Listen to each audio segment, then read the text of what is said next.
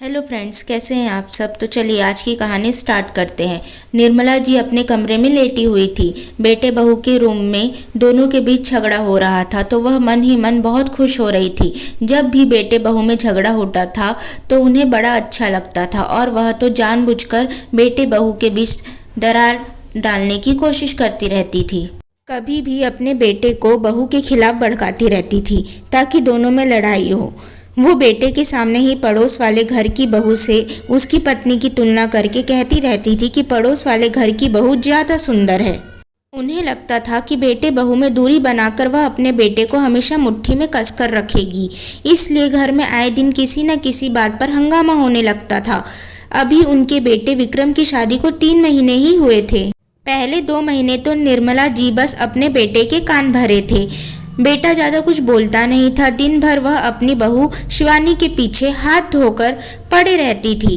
छोटी छोटी बातों में उसे खूब सुनाती थी। अगर उससे काम करने में कोई गलती हो जाती थी तब तो वह उसके खानदान तक पहुंच जाती थी कि कैसे लोग हैं तुम्हारे मायके में, उन लोगों ने तुम्हें कुछ सिखाया नहीं है क्या। अब शिवानी की माँ इस दुनिया में नहीं थी, उसकी परवरिश चाची ने की थी। वैसे तो चाची उसे बहुत प्यार दुलार दिया करती थी, लेकिन निर्मला जी उसकी चाची का नाम लेकर उसे कोसती रहती थी कि तुम्हारी चाची ने तुम्हारी परवरिश ठीक से नहीं की। अगर तुम्हारी माँ होती तो शायद वह तुम्हारी परवरिश ठीक से करती। अगर कभी शिवानी आस पड़ोस के लड़कों से बात कर लेती तो निर्मला जी शाम को विक्रम को भड़काने लगती कि जरूर बहू का चरित्र अच्छा नहीं है, वह पराए घर के मर्दों से बात करती रहती है। शुरुआत में तो विक्रम भी माँ की बातों पर कुछ नहीं बोलता था, लेकिन इधर कुछ दिनों से घर में आए दिन झगड़े हो रहे थे तो निर्मला जी को लग रहा था कि उनकी मेहनत अब जाकर सफल हो रही है। वरना शुरुआत में तो वह निराश हो जाती थी कि बेटा अपनी पत्नी को कुछ बोलता क्यों नहीं है।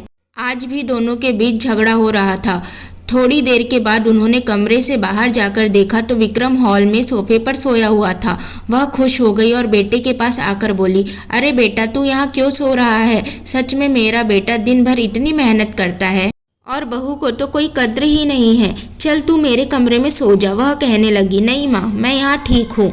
तो वह कहने लगी, ऐसे कैसे, मेरे कमरे में फोल्डिंग पलंग पड़ा हुआ है ना, मैं तेरा बिस्तर लगा देती हूँ। बहू तो पराए घर से आई है, उसे तेरी कोई परवाह नहीं है, लेकिन मैं तुझे तकलीफ में कैसे देख सकती हूँ बेटा। ऐसा बोलकर वह मंद मंद मुस्का उठी।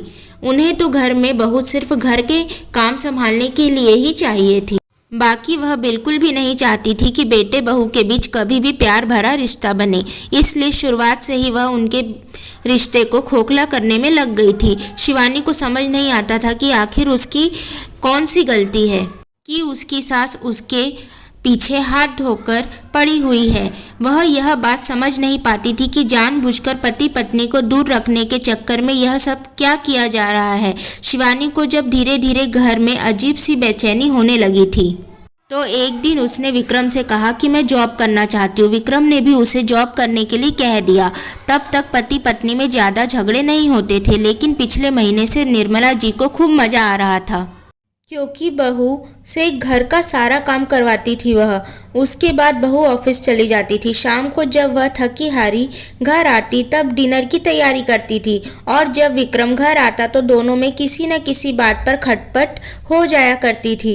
अब पूरी बात तो निर्मला जी को पता नहीं चलती थी, लेकिन उन्हें लगता था कि बीच बीच में जो वह बेटे के कान भरती रहती, इस वजह से यह झगड़ा हो रहा है, और उन्हें बड़ा मजा आता था। अगली सुबह बहू की आंख जरा देर से खुली और वह धीरे से बोली, मम्मी जी मेरी तबीयत ठीक नहीं है। तो सास कहने लगी, तबीयत ठीक नहीं है तो ऑफिस से छुट्टी ले लो, लेकिन घर के काम तो तुम्हें करने ही पड़ेंगे। शिवानी का मन डूबने लगा और वह सोचने लगी तो निर्मला जी उसे ताना मारते हुए बोली, बहू, पड़ोस वाले घर की बहू तो सुबह 4 बजे ही उठ गई थी, और एक तुम हो कि तुमसे तो जल्दी उठा भी नहीं जाता। शिवानी को हल्का बुखार था। उसकी आंखों में आंसू आ गए कि आज तो सच में मुझे ऑफिस जाने का मन नहीं था, लेकिन अगर मैं घर पर आराम करने के लिए रुक गई तो मम्मी जी मुझे आराम कहाँ करने देगी। दिन भर उनके ताने सुनने पड़ेंगे, वो अलग।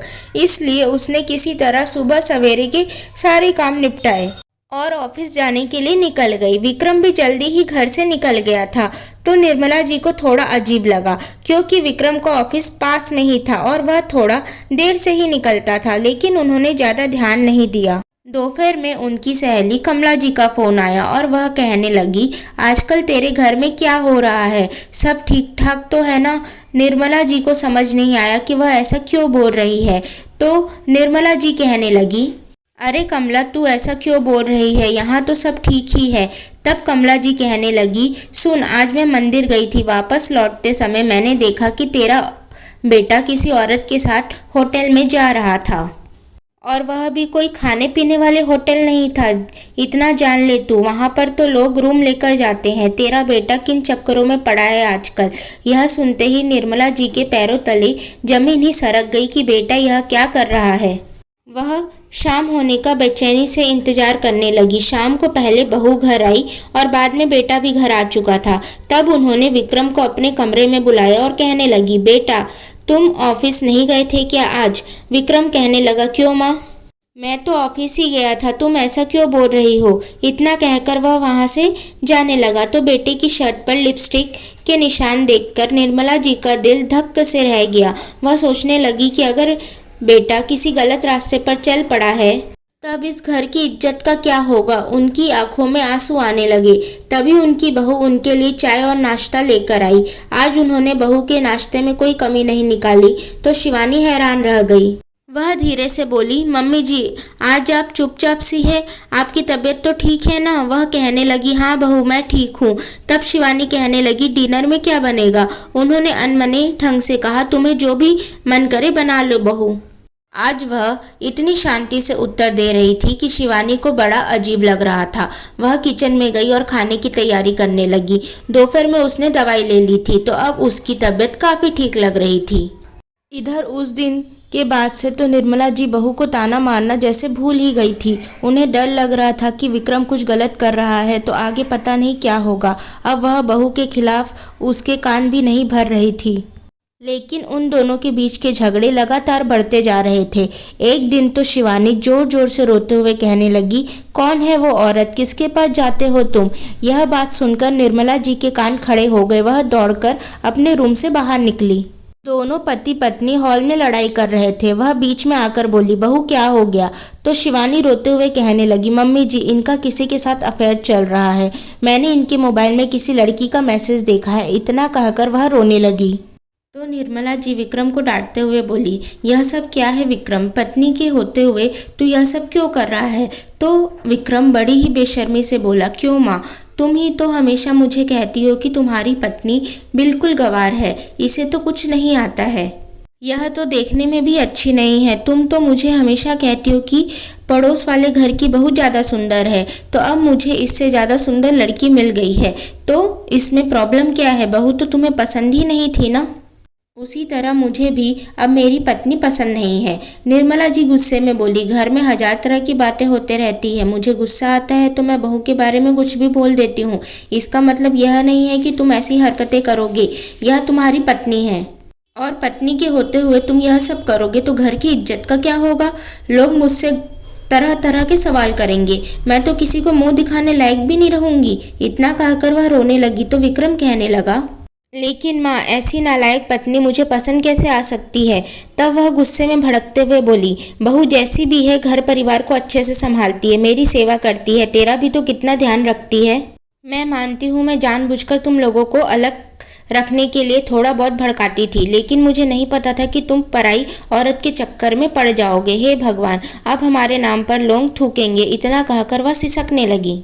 तो विक्रम चुपचाप सर झुकाए खड़ा रह गया। वह कहने लगी, देख बेटा, अगर तू इस घर में रहना चाहता है तो उस औरत के चक्कर में मत पड़ और बहू के साथ प्यार से रह। मैं वादा करती हूँ कि आज के बाद से बहू की तुलना किसी से नहीं करूँगी और ना ही उसके काम में कमियां निकालूंगी। कहते कहते उनकी आवाज़ भर आई थी। शिवानी की आंखों से भी लगातार आंसू बह रहे थे। तब विक्रम ने धीरे से कहा, ठीक है माँ, मैं वादा करता हूँ कि आगे से कोई गलती नहीं होगी और मैं अपनी पत्नी के साथ प्यार से रहने की पूरी कोशिश करूँगा। उन्होंने बेटे बहू के रिश्ते में दूरियां उत्पन्न की। इधर जब शिवानी कमरे में पहुंची तो विक्रम अपनी बाहें फैलाकर उसे अपने पास बुलाया तो शिवानी भी उसकी बाहों में सिमट गई। वह कहने लगा, बोलो कैसा लगा मेरा आइडिया। शिवानी बोली, मान गए तुम्हें, अब मम्मी जी कभी भी हमारे बीच फूट डालने की कोशिश नहीं करेगी। इस बात पर दोनों पति पत्नी ठहाका लगाकर हंस पड़े। विक्रम का किसी से कोई अफेयर नहीं था। उस दिन कमला जी ने जिस औरत को विक्रम के साथ होटल में जाते देखा था वह कोई और नहीं बल्कि शिवानी ही थी। उस दिन शिवानी की तबीयत ठीक नहीं थी और वह घर में आराम नहीं कर पाती, इसलिए विक्रम ने उसे कहा था, तुम मेरे साथ होटल चलो और दिन भर वहीं आराम करो। बाहर निकलने के बाद उसने कपड़े चेंज कर लिए थे और दुपट्टे से मुंह ढक लिया था, इसलिए कमला जी पहचान नहीं पाई थी कि वह शिवानी ही है। दोनों पति पत्नी जानबूझकर रात में लड़ाई झगड़ा करते थे ताकि निर्मला जी को यकीन हो जाए कि विक्रम का कहीं बाहर अफेयर चल रहा है और वह अपनी हरकतों से बाज आ जाए। और हुआ भी कुछ ऐसा ही। निर्मला जी को ऐसा सबक मिला कि उस दिन के बाद से बहू उन्हें बहुत प्यारी लगने लगी थी। अब वह कभी भी बेटे बहू के बीच लड़ाई झगड़ा करवाने की कोशिश नहीं करती थी, तो घर में अब शांति रहती थी और विक्रम और शिवानी भी प्यार से मिलजुल कर रह रहे थे। सो दोस्तों, अगर आपको यह कहानी पसंद आए तो प्लीज़ इस कहानी को लाइक करें, शेयर करें एंड चैनल को सब्सक्राइब करें। Thank you.